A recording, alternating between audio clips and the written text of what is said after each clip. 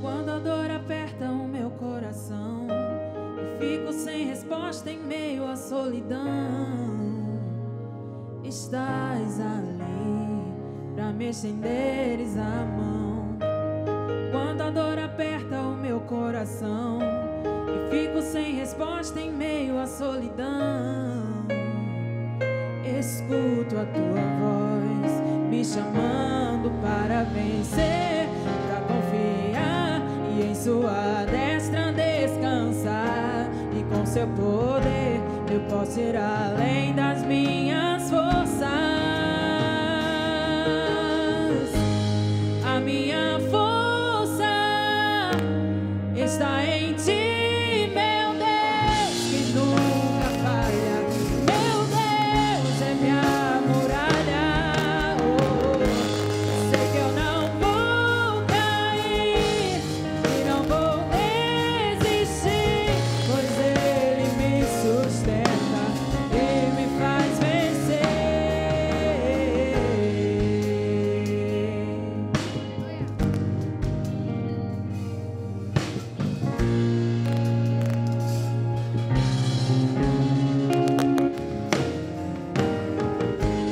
Quando a dor aperta o meu coração e fico sem resposta em meio à solidão, escuto a tua voz me chamando para vencer, para confiar e em sua destra descansar. E com seu poder eu posso ir além das minhas forças. A minha força está em ti, meu Deus, que nunca falha. Meu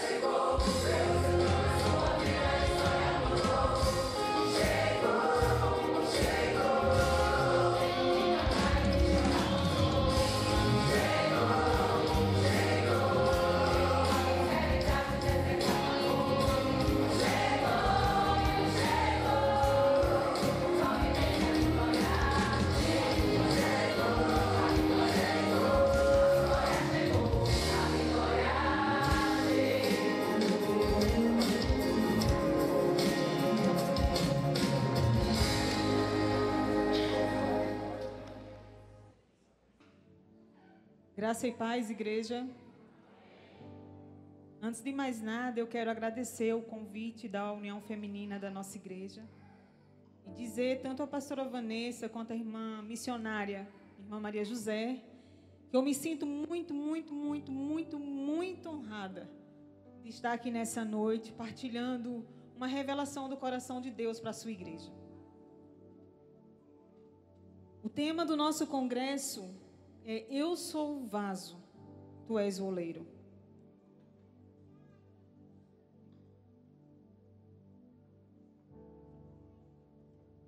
O tema de início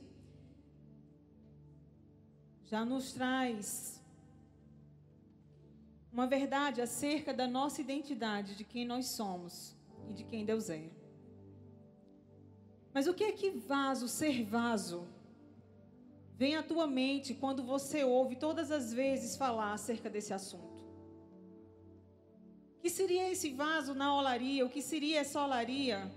O que seria esse oleiro?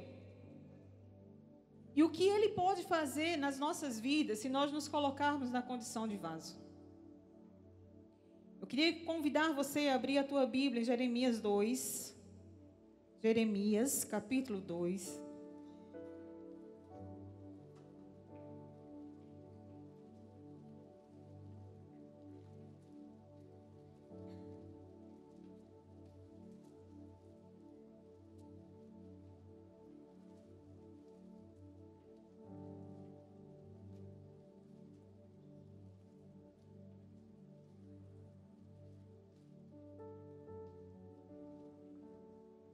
Jeremias capítulo 2.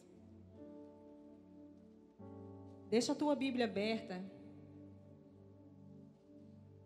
Como de costume, eu vou convidar você a fazer a tua oração pessoal. Mas eu quero direcionar nessa noite de forma diferente. Eu queria principalmente aquelas pessoas que estão aqui, que entraram por aquela porta, e que ainda não decidiram fazer um compromisso com Jesus. E você, muitas vezes, quando perguntado, diz, quando eu sentir, quando chegar a hora, e você vai orar aí no teu lugar e você vai dizer, Deus, faz esse coração bater aqui dentro hoje de uma maneira diferente. Porque eu quero entrar nessa olaria Deus, de maneira a ser transformado, aliançado, alinhado com os propósitos de todo vaso. Amém? Espírito Santo de Deus, eu te convido nesta hora, amigo Espírito Santo, meu amigo íntimo, meu amigo pessoal. Se apodera da minha boca, dos meus lábios, da minha vida nessa noite. Traz uma revelação da parte do Pai ao coração dos teus filhos neste lugar, da tua igreja. Deus, eu creio que tu és o mesmo ontem, hoje e será eternamente. O Senhor ainda fala, o Senhor ainda abre boca aos profetas. Deus, eu me coloco aqui, Deus, na condição de vaso, Senhor. Deus, para que o Senhor possa falar à tua igreja. Deus, eu oro por cada coração nessa noite.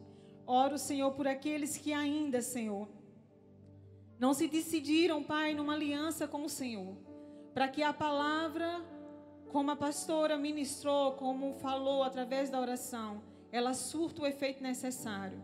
Deus, eu oro para que todo pensamento seja levado cativo à tua palavra. Eu oro, Senhor, para que o teu Espírito Santo decodifique essa palavra, Deus, de acordo com a necessidade de cada pessoa que entrou neste lugar. Revela o Pai, revela o coração do Pai aos filhos nessa noite, em nome de Jesus. Veio a minha palavra do Senhor dizendo, vai e clama aos ouvidos de Jerusalém dizendo, assim diz o Senhor, eu lembro-me de ti, lembro da beneficência da tua mocidade e do amor dos teus desposórios, quando andavas após mim no deserto, numa terra que se não semeava. Então Israel era santidade para o Senhor, e eram as primícias da sua novidade. Todos os que o devoravam eram tidos por culpados. O mal vinha sobre eles, diz o Senhor. Ouve a palavra do Senhor, a casa de Jacó, e todas as famílias da casa de Israel. Assim diz o Senhor: que injustiça! Qual foi a injustiça que acharam vossos pais em mim, para se afastarem de mim, indo após a vaidade e tornando-se levianos? E não disseram: onde está o Senhor que nos fez subir da terra do Egito, que nos guiou através do deserto por uma terra de ermos e de covas, por uma terra de sequidão e sombra de morte, por uma terra em que ninguém transitava e na qual não morava homem algum. Eu vos introduzi numa terra fértil, para comerdes o seu fruto e o seu bem. Mas quando nela você entrou, se contaminou e contaminou a minha terra, e a minha herança fizestes uma abominação. Os sacerdotes, cadê os sacerdotes? Eles não disseram onde está o Senhor. E os que tratavam da lei não me conheceram. E os pastores prevaricaram contra mim. E os profetas profetizaram por Baal e andaram após os que é de nenhum proveito. Portanto, ainda pleitearei convosco, diz o Senhor, e até com os filhos de vossos filhos pleitearei. Porquanto passai as ilhas de Quetim e vede, e enviai a Quedá e atentai bem, e vede se sucedeu coisa semelhante. Houve alguma nação, escuta aqui, houve alguma nação que você ouviu falar que trocasse os seus deuses, posto não serem deuses? Todavia, o meu povo trocou a sua glória pelo que é de nenhum proveito. Espantai-vos disto, ó céus, e horrorizai-vos. Ficai verdadeiramente desolados, diz o Senhor, porque o meu povo fez duas maldades.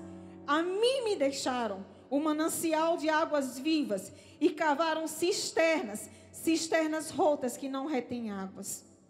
Acaso é Israel um servo ou um escravo nascido em casa? Por que, pois, ele veio a ser presa?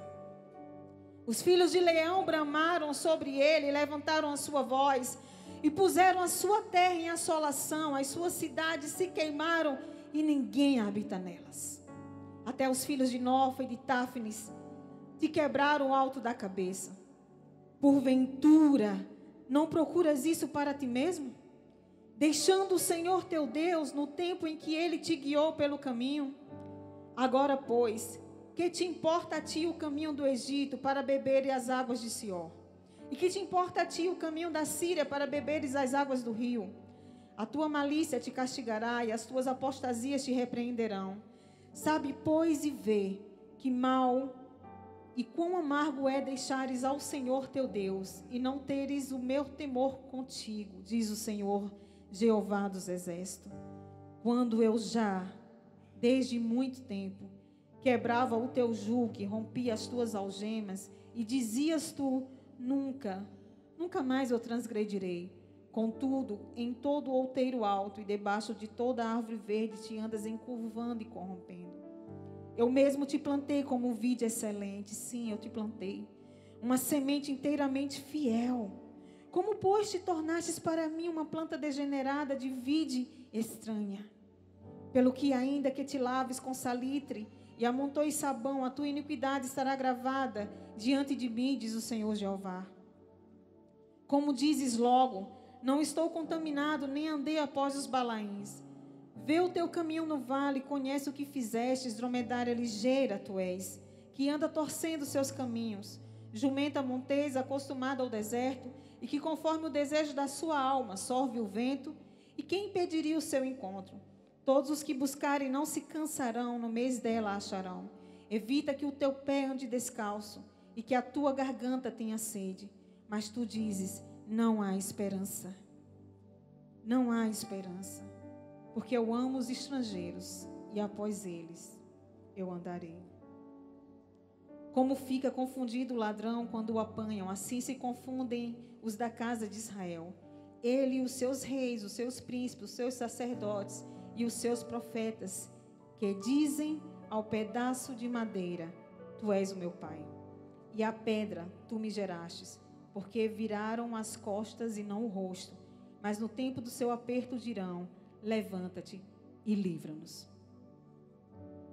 Esse capítulo de Jeremias 2 e o capítulo seguinte, o capítulo 3, Deus, através do profeta Jeremias, ele expõe toda a sua dor pela rebelião impertinente do povo de Israel.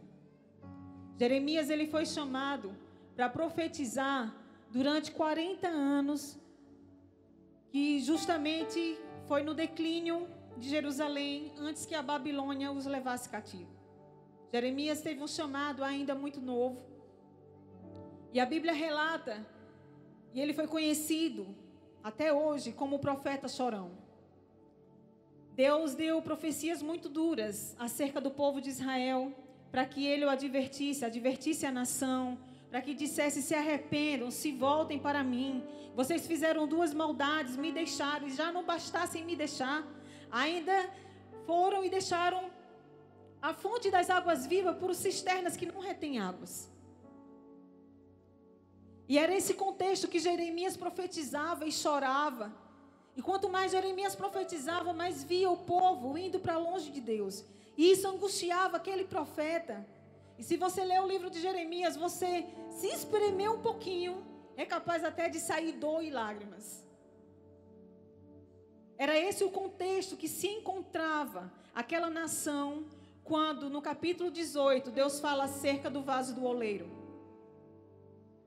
Mas sabe o que eu acho interessante? Eu li esse capítulo de propósito, para que a gente pudesse sentir um pouco do coração de Deus diante das nossas rebeliões. Se você ler mais um pouquinho o capítulo 3, a primeira vez que eu li Jeremias 3, eu chorei, literalmente eu chorei. Eu disse: Deus, eu não te conhecia assim. Um Deus que chora, um Deus que diz: olha, se uma mulher trair o seu marido e se afastar dele, porventura ele vai tornar ela. E aí o próprio Deus diz: certamente que não, mas eu te quero. Você tem se prostituído em todos os altos, você tem procurado outros deuses, mas mesmo assim, nenhum marido quer a sua esposa, mas eu te quero, volta-te para mim. Somente volta-te para mim. E eu vejo aqui um Deus que através do profeta Jeremias, e não só o profeta Jeremias, mas muitos outros profetas, ele buscou o seu povo. Ele avisou o seu povo. Ele dizia: olha, se arrepende, porque existe um juízo. Não erreis, Deus não se deixa escarnecer. Tudo que o homem plantar, isso também se fará. E eu estou te avisando, porque está doendo em mim. Você acha que quando o barro é amassado pelo oleiro, só dói em você? Jeremias 2, Jeremias 3, ele revela um Deus que sente as nossas rebeliões. Ele sente todas as vezes que ele vem para corrigir o seu povo. E eu quero ir mais além. Jeremias 2, o último versículo que eu li aqui. Esse Deus Todo-Poderoso, que não precisa de mim, não precisa de você. A Bíblia diz que ele falou: dizem a um pedaço de madeira, tu és o meu pai. Dizem a uma pedra, tu me gerastes. Sabe, eu fico imaginando o coração desse pai, buscando aqueles filhos. Porque na verdade é que todos nós temos uma necessidade de pertencimento. A diferença é que alguns aceitam a filiação do Deus Pai, outros procuram outros pais para que sejam os seus pais, o seu pai. Nesse caso aqui, a nação de Israel estava mergulhada na idolatria. E Deus olha e diz: não tem me chamado pai. Tudo que eu fiz, tirei da terra do Egito, limpei, lavei, fiz tudo que podia um pai ter feito. E no final, Israel olha para um pedaço de madeira e diz: tu és o meu pai. Israel olha para um pedaço de pedra e diz: tu me gerastes. Mais adiante, em Jeremias 3, versículo 4, Deus ainda colocando para fora todo o seu sentimento. Ele diz: ao menos desde agora não me invocarás dizendo: Pai meu, tu és o guia da minha mocidade. Será que agora, mesmo quando o sapato tem apertado, mesmo quando o juiz está às portas, nem mesmo assim, você dirá: Pai meu, Tu és o guia da minha mocidade? E quando a gente anda mais um pouquinho, no versículo 19, Deus ele diz: mas eu dizia, Deus dizendo, como te porei entre os filhos, e te darei a terra desejável, a excelente herança dos exércitos das nações. E eu disse: Pai, me chamarás, e de mim não te desviarás. Pai, me chamarás, e de mim não te desviarás. Deus, ele usa o profeta para proferir uma promessa. Capítulo 2, capítulo 3, fala desse coração paterno de Deus em busca dos seus filhos, fala da rejeição dos filhos a esse pai, e ele encerra praticamente com essa promessa: como é que eu vou fazer? Não que Deus não saiba, a gente vai ver o que ele fez, o desenrolar dessa declaração desse pai maravilhoso. Ele disse: o que é que eu vou fazer para te dar a terra desejável, a excelente herança dos exércitos das nações? Porque naquele dia você dirá: Pai, você vai me chamar de Pai. Essa é a promessa de Deus para mim e para você.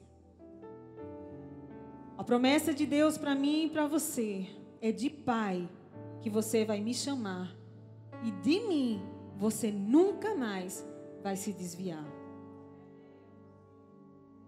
E nós olhamos aí uma promessa, e essa promessa era do Espírito da adoção, pelo qual nós mais tarde seríamos chamados de filhos em Jesus Cristo. Eu quero que você abra sua Bíblia em Mateus 27. E nós vamos ver o desenrolar desse plano maravilhoso. Porque eu disse: Deus, que resposta há no céu e na terra, para que diante das nossas rebeliões o Senhor não desista de nós? Senão o amor de um pai apaixonado pelos seus filhos.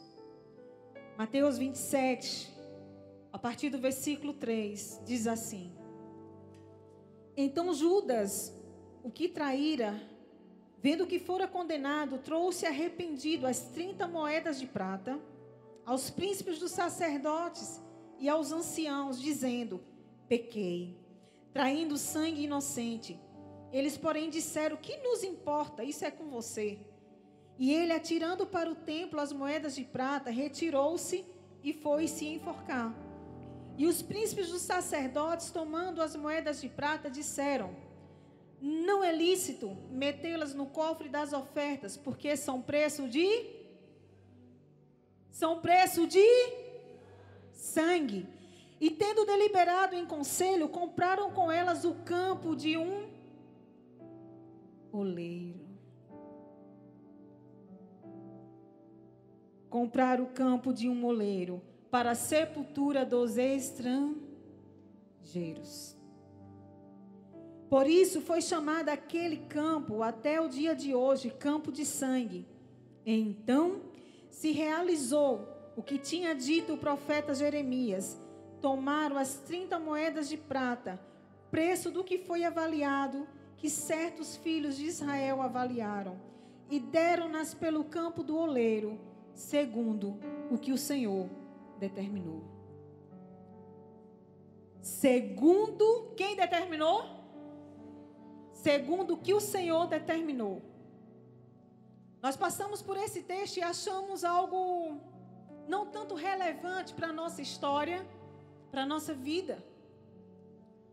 Quando eu estava buscando de Deus a revelação do coração dele para trazer para a igreja nessa noite, Deus me levou para esse texto. E por alguns segundos eu pensei: peraí, não foi Jeremias que profetizou isso, foi Zacarias. Zacarias 11:13 diz assim: o Senhor, pois, disse-me: arroja isso ao oleiro, esse belo preço em que fui avaliado por eles, e tomei as 30 moedas de prata e as arrojei ao oleiro na casa do Senhor. Eu disse: não, peraí. Eu creio na inerrância da palavra de Deus.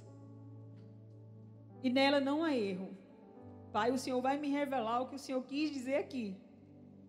Não é possível que Mateus tenha errado. No lugar dele falar o profeta Zacarias, ele falou o profeta Jeremias. E aí, quando você vai olhar, abre a tua Bíblia em Jeremias, capítulo 32.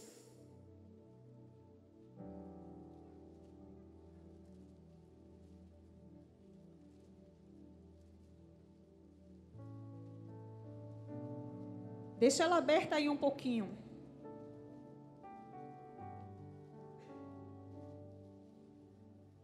Lá em Mateus narra essa história de que Jesus tinha sido traído por Judas. Judas lança as 30 moedas no templo do Senhor. Os sacerdotes dizem: não vamos colocar no gasofilácio, porque isso é preço de sangue. Vamos comprar o campo do oleiro. E aí, ainda que tenha sido novidade para aqueles sacerdotes, ou algo talvez desproposital, talvez tivesse sido apenas o terreno que tinha para ser vendido na época, mas a verdade é que a palavra diz que o Senhor já havia determinado acerca dessa compra de um campo, e não qualquer campo, era o campo do oleiro. Existem duas coisas que me chamam a atenção nessa passagem. A primeira é que esse campo do oleiro, o campo do oleiro, essa olaria, ela foi comprada por um preço de sangue. E esse sangue foi o sangue carmesim do nosso Senhor Jesus Cristo. Outra coisa que me chama a atenção nesse texto é o destino que aquele campo ele tomou. A Bíblia diz que o destino daquele campo era para a sepultura dos estrangeiros. O que você é nessa terra? Senão estrangeiro e forasteiro, como 1 Pedro 2,11 diz: digo a vocês como estrangeiros e forasteiros, porque não temos aqui lugar. E eu acho interessante, sabe, bem tremendo isso da parte de Deus, é que ele fala de uma sepultura, fala de morte. Será que essa morte dos estrangeiros não está bem parecido com esse quebrar de vaso e um refazimento do oleiro quando esse barro está em suas mãos? Será que essa morte, em que Gálatas 5:24 diz que os que estão em Cristo mortificaram a carne com as suas paixões e concupiscências, será que não seria aquilo que a Bíblia fala? Que para viver é necessário morrer? Será que não seria aquilo que a Bíblia fala? Que existe um novo nascimento para mim e para você? Que aquele que é nascido da carne é carne, mas aquele que é nascido do Espírito é Espírito? E que é necessário que nós nasçamos de novo para que entremos no reino de Deus? Me parece que a olaria, me parece que esse campo do oleiro, me parece que esse oleiro, ele deseja que nós entremos neste lugar, nesse campo, dispostos a morrermos, para que a vida dele seja estabelecida em nossas vidas. Jeremias 32, a partir do versículo 6, diz assim: disse, pois, Jeremias: veio a mim a palavra do Senhor, dizendo: eis que Hananel, filho de Salum, teu tio, virá a ti, dizendo: compra para ti a minha herdade que está em Ananote, pois tens o direito de resgate para comprá-la. Veio, pois, a mim Hananel, filho de meu tio, segundo a palavra do Senhor, ao pátio da guarda, e me disse: compra agora a minha herdade que está em Ananote, na terra de Benjamim, porque teu é o direito de herança. E tens o resgate, compra para ti. Então entendi que isso era a palavra do Senhor. Comprei, pois, a herdade de Ananel, filho de meu tio, a qual está em Ananote, e pesei-lhe o dinheiro, 17 siclos de prata. Subscrevi o auto e selei-o. Ele foi confirmado por testemunhas, e pesei-lhe o dinheiro numa balança. Tomei o auto da compra, tanto o que estava selado conforme a lei e os estatutos, como o que estava aberto. E eu não sei se o Espírito Santo de Deus já está falando aí com você. A Bíblia fala que esse profeta comprou tanto o que estava selado pela lei, como o que estava aberto. 12. E dei o auto da compra a Baruque, filho de Nerias, filho de Mansés, perante os olhos de Ananel, filho de meu tio, e perante os olhos das testemunhas que subscreveram a escritura da compra, e perante os olhos de todos os judeus que se assentavam no pátio da guarda. E dei ordem a Baruque perante os olhos dele, dizendo: assim diz o Senhor dos exércitos, o Deus de Israel: toma estes autos, este auto de compra, tanto selado como aberto, e mete-os num vaso de barro, para que se possam conservar muitos dias. Era cerca dessa propriedade que Mateus estava falando. Esse campo do oleiro. Jeremias aqui não sabia que era o campo do oleiro. Mas foi revelado em Cristo Jesus. Aquilo que foi prefigurado pela vida do profeta Jeremias. Jeremias estava preso. O contexto dessa palavra é que Jeremias estava preso, Jerusalém já estava desolada, já estava acabada, destruída, e a Babilônia já reinava. Eles já estavam postos como escravos. E esse terreno em Ananote era um terreno que estava sobre o domínio babilônico. E Deus chega para Jeremias e diz: Jeremias, compra aquela propriedade que está sobre o domínio babilônico, porque teu é o direito. Você pode resgatá-la. Ela é tua herança, você tem o poder, somente você, Jeremias, tem a autoridade, por lei, de direito, de resgatar aquela propriedade. Isso não nos parece um pouco conosco, amados? Você sabe o que foi que Deus fez com você? E ainda que você tenha chegado aqui neste lugar,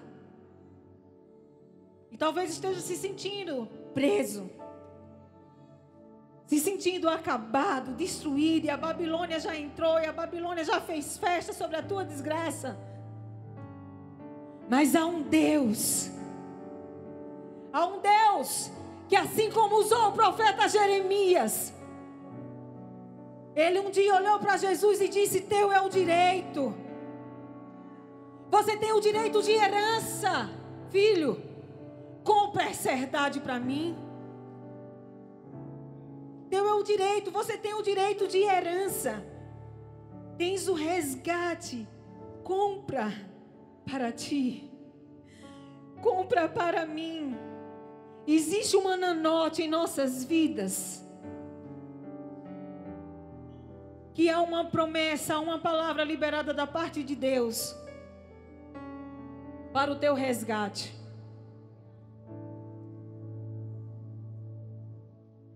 Sabe? Quando Deus começou a falar comigo nessa palavra, eu disse: uau! Eu me senti tão maravilhada, sabe? Eu disse: Deus, como assim? Que privilégio, que revelação, que tremendo, que profundo são os teus mistérios. Deus, aquilo que aconteceria anos mais tarde, o Senhor já havia usado o profeta Jeremias para prefigurar a nossa redenção, o nosso resgate. Esse campo do oleiro, esse direito ao campo do oleiro. E eu esqueci de dizer. O tema da minha pregação hoje... Mas nós não estamos na introdução, nós já passamos um pouco, é porque eu esqueci mesmo. É a casa da olaria, o direito dos filhos. A casa da olaria, privilégio de filhos. Não é qualquer um que pode entrar nessa olaria. Ela está reservada para os filhos. Colossenses 2,14 diz: tendo cancelado o escrito de dívida que era contra nós, e que constava de ordenanças, o qual nos era contrário, removeu inteiramente, cravando-o na cruz. Existia uma escritura, Jeremias comprou, selou a escritura, e da mesma maneira Jesus Cristo fez quando nos comprou. A Bíblia fala que existia um escrito de dívida. Mas Jesus Cristo pegou esse escrito de dívida que estava sobre as nossas vidas e cravou na cruz. Colossenses 1:22 diz: o qual também nos selou e deu o penhor do Espírito em nossos corações. Ainda Efésios 1:13-14 diz: e quem também vós estáis, em quem também vós estáis, depois que ouvistes a palavra da verdade, o evangelho da salvação, e tendo nele também crido, você, fostes selados com o Espírito Santo da promessa, o qual é o penhor da nossa herança, para a redenção da possessão adquirida, para o louvor da sua glória. Jeremias recebe ordem do Senhor e fala a Baruque. Baruque era o seu amigo pessoal, confidente, o homem de sua confiança. E eu vejo Baruque prefigurando o Espírito Santo. Jeremias estava preso, mas confiou a Baruque, que Baruque depositasse aquele auto de compra sobre um vaso de barro. E eu entendo que existe uma prefiguração do Espírito Santo na pessoa de Baruque. Quando Jesus olhou para o Espírito Santo, olhou para os discípulos e disse: é necessário que eu vá para que ele venha. Em 2 Coríntios 4:7, amados, ele fala que o Senhor escondeu esse tesouro em vasos de barro, para que a excelência do poder seja dele e não nossa. Sabe o que foi que Jesus fez? Ele disse ao Espírito Santo: vai lá e deposita esse tesouro nos vasos de barro, para que a excelência do poder seja de Deus e não deles. E aí eu vou tomar a pergunta de Lucicleide ontem: tem vaso de Deus aqui nessa noite? Tem vaso de Deus aqui nessa noite? O Senhor deseja derramar do seu Espírito Santo sobre toda a carne. O alto foi comprado, escuta aqui, o alto já foi comprado, já está selado. Foi selado com o Espírito Santo de Deus. O direito a entrar na olaria é um direito dos filhos. Porque nós nos acostumamos a dizer que todas as vezes que nós nos quebramos é o oleiro nos quebrando. Isso não é uma verdade exata. A Bíblia fala que esse barro, esse vaso se quebrou na mão do oleiro. E eu entendo que o vaso ele pode se quebrar em qualquer mão. E muitas vezes nós nos colocamos para sermos usados pelo mundo, usado por homens, por mulheres, por sistemas. E essas pessoas muitas vezes se acham no direito de nos quebrar, de nos trincar, de nos pisar.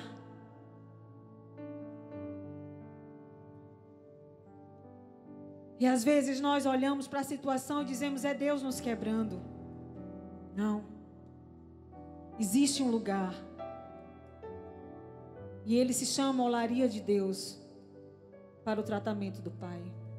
E só os filhos podem entrar pelo resgate do sangue do Cordeiro. Porque esse processo de olaria é um processo de santificação. É um processo de correção. É um processo de alinhamento. Porque Deus deseja dar às nossas vidas um propósito. Na verdade, nós já temos esse propósito. Um vaso, como bem foi dito ontem, não é apenas para ser exposto. Mas ele precisa encontrar nele uma finalidade. E quando eu perguntei, existe vaso de Deus aqui nessa noite? Todos nós, em uma só voz, dissemos, amém. Você precisa encontrar o seu propósito. Você precisa entender o seu propósito. O porquê que você nasceu. O porquê você está aqui. Para onde você está indo. O que você está fazendo da sua vida. Existe uma olaria de Deus, querido, para você. E nessa olaria não são os homens que te quebram. Não são os homens que te amassam.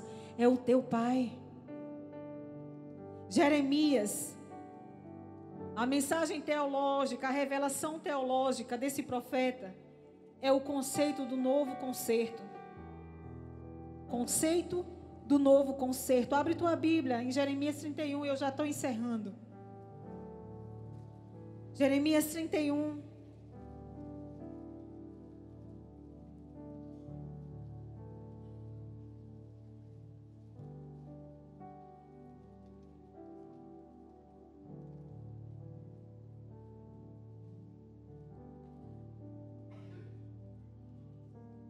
Coloca o versículo 9, projeção, por gentileza.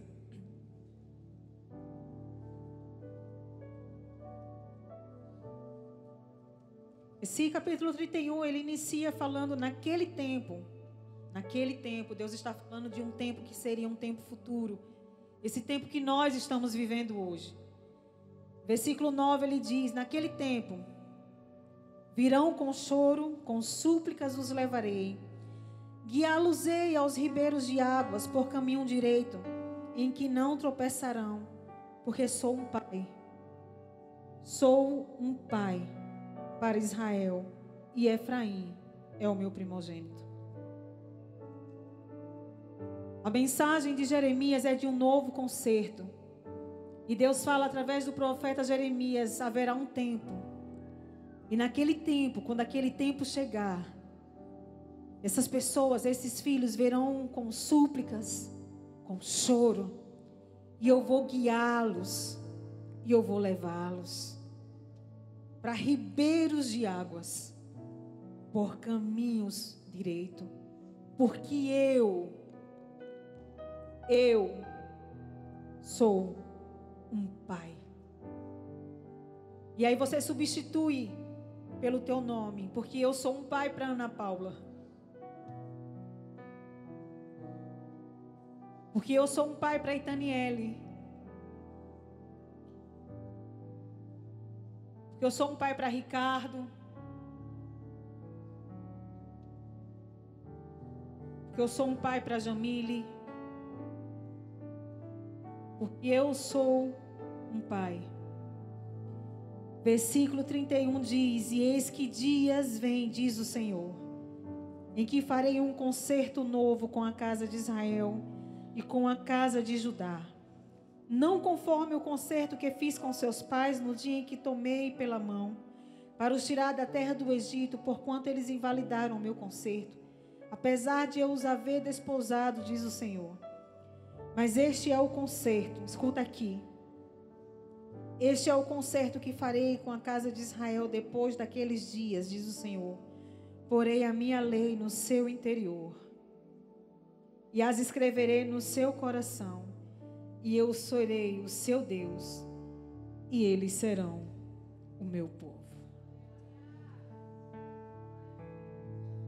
E eu vou mudar o nome de olaria de Deus para olaria do Pai. Porque se nós entendemos apenas que é a olaria de Deus, sem entendermos o conceito de pai, quando nós formos refeitos, desfeitos, muitas vezes nós não o suportamos. Eu estava em um lugar semana retrasada, e a pessoa chegou para mim e disse assim: Ana Paula, como mãe, você se alegraria? Você chegou do trabalho cansada e você colocou uma norma na sua casa de que seus filhos teriam que lavar os seus pés, enxugar os seus pés, tirar os seus sapatos. Como mãe, isso te agradaria se eles fizessem isso só por obrigação? E na hora eu não sei se pelo espírito, se pela carne, eu entendi o que aquela pessoa queria dizer e aonde aquela pessoa queria chegar. E eu disse àquela pessoa: deixa eu te dar outro exemplo, deixa eu te responder com outro exemplo. E eu consegui ver a angústia daquela pessoa, porque aquela pessoa tem vivido uma luta incansável contra o pecado, tem vivido uma luta incansável com a sua carne, tem vivido uma luta quase que incansável dentro de si. E eu vi que o que ele estava querendo dizer ali é que a desistência estava a um passo. Afinal de contas, o que ele fazia ou deixava de fazer já estava sendo por obrigação. E eu disse: deixa eu mudar o exemplo para te dar uma resposta. Posso? A pessoa disse sim.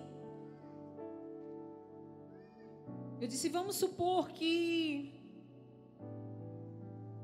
como mãe, eu tenho orientado os meus filhos. Lá em casa tem um primeiro andar.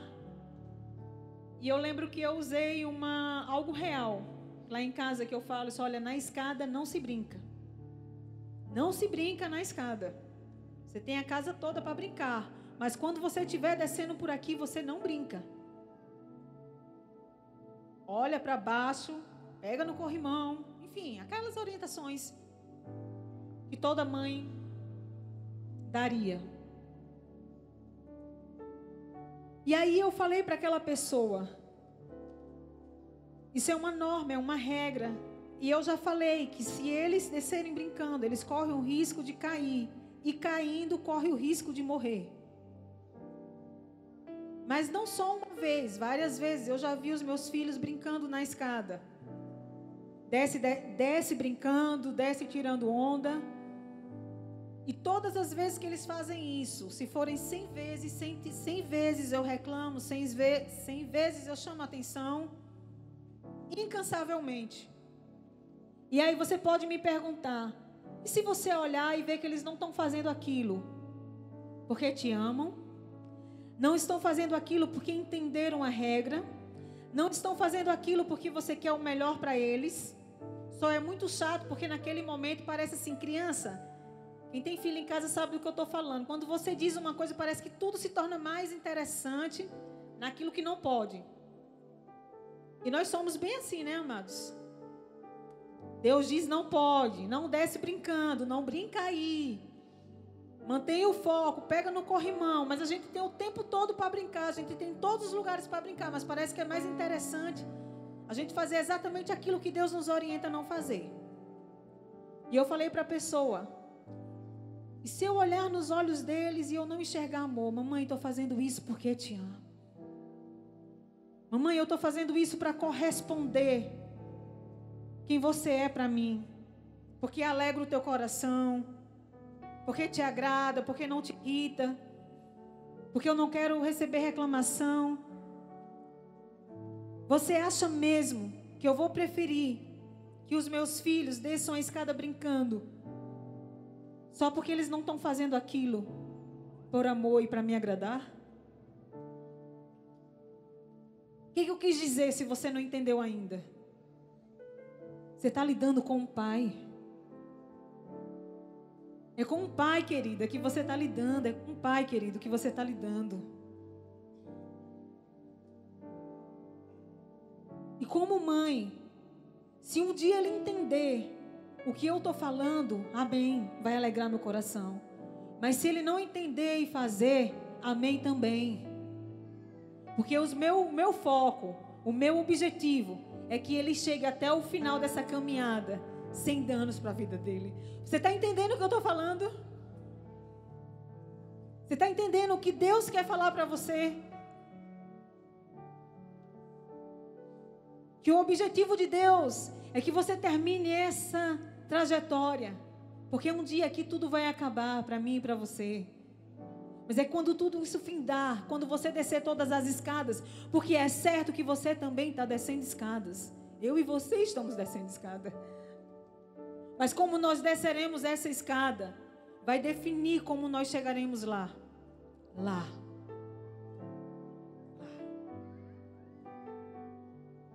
E o Pai, quantas vezes forem necessário, Ele vai permitir que você quebre de novo, para te refazer de novo. E isso é um privilégio de filhos. Hebreus, capítulo 12. Eu prometo que com isso eu encerro.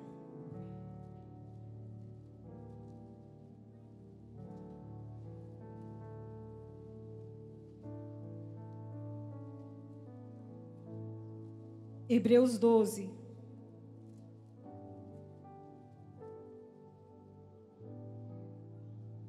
Versículo 5 diz: E já vos esqueceste da exortação que argumenta convosco como filhos. Filho meu, não desprezes a correção do Senhor e não desmaieis quando por ele fores repreendido. Porque o Senhor corrige o que ama e açoita qualquer que recebe por filho. Se suportais a correção, Deus vos trata como filhos.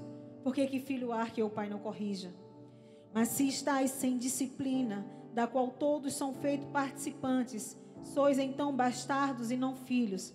Além do que tivemos nossos pais, segundo a carne, para nos corrigirem, e nós os reverenciamos. Não nos sujeitaremos muito mais ao Pai dos Espíritos para vivermos? Porque aqueles, na verdade, por um pouco de tempo nos corrigiam, como bem lhes parecia, mas este para nosso proveito, para sermos participantes da sua santidade. Para sermos participantes da sua santidade.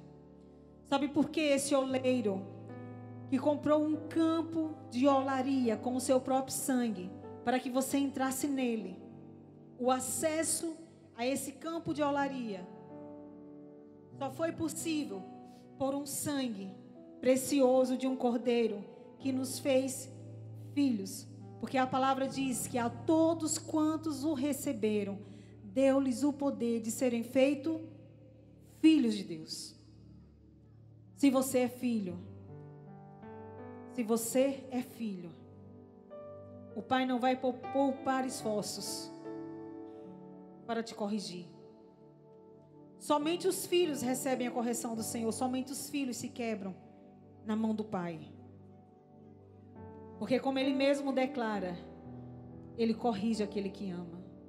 Se você está na olaria e se você sente que esse oleiro tem te amassado, tem te quebrado, se alegre. Se alegre. Porque você não é bastardo, mas é filho. Você não é bastarda, mas você é filha. E Ele te ama. E o foco de Deus, assim como eu dei esse exemplo, para que os meus filhos desçam a escada de maneira sem danos para a sua vida. O foco de Deus na correção é a santidade. A tua santidade. Minha santidade. Ela custou um preço muito caro. Custou o preço de um sangue derramado na cruz do Calvário. Escuta aqui. Eu quero encerrar dizendo para você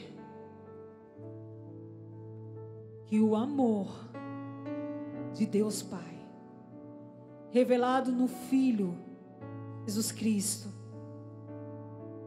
o qual nos deu o penhor, o Espírito Santo, que habita em nós, vasos de barro, é aquele que tem o poder para te refazer, refazer, refazer, quantas vezes forem necessárias. É o amor de Deus que nos refaz. É o amor do Pai que nos refaz. É o amor do Pai que faz com que Ele não desista de nós. É o amor do Pai que insiste mais um pouco, que amassa mais um pouco, que corrige mais um pouco, que alinha mais um pouco. E que Ele diz para você nessa noite: suporta a correção, filho. Suporta a correção. Suporta a correção, é só um pouco de tempo. Porque o que há de vir virá e não tardará.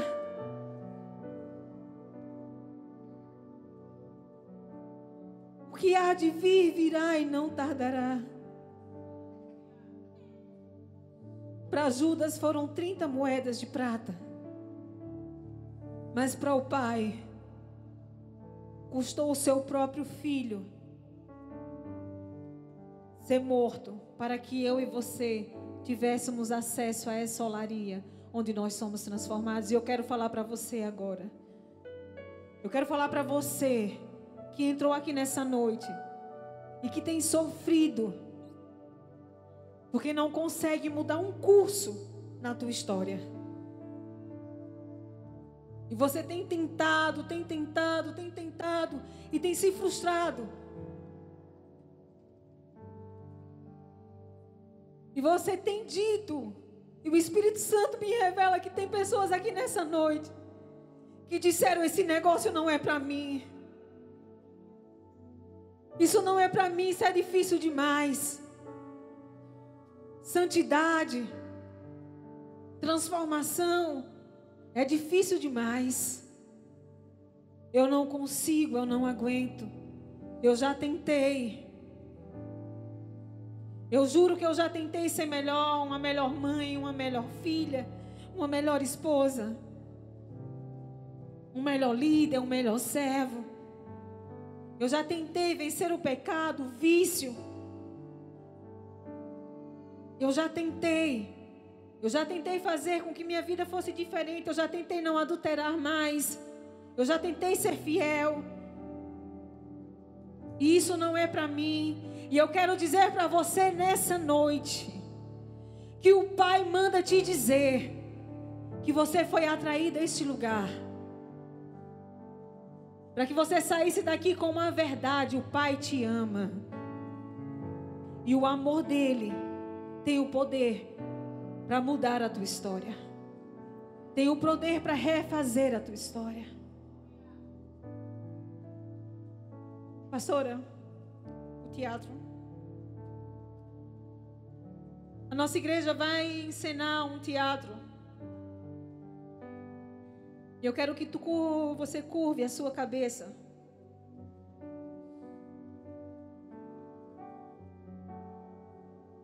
Se essa palavra, de alguma maneira, ela entrou no seu coração como revelação da parte de Deus, que você possa declarar junto com essa canção, junto com essa encenação: o teu amor me refaz. Quebra tudo e faz de novo.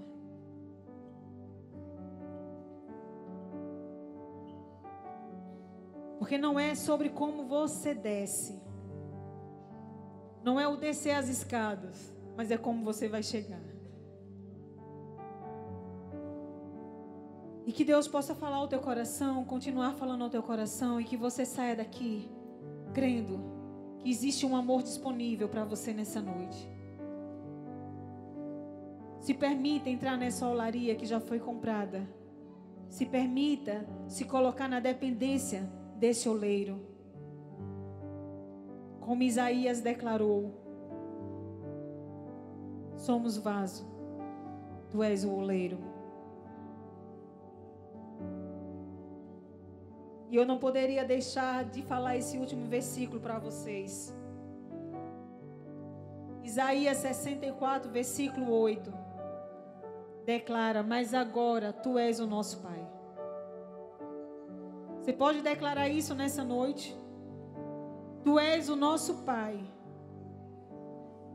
Tu és o nosso Pai, nós o barro e tu o oleiro, e todos nós a obra das tuas mãos.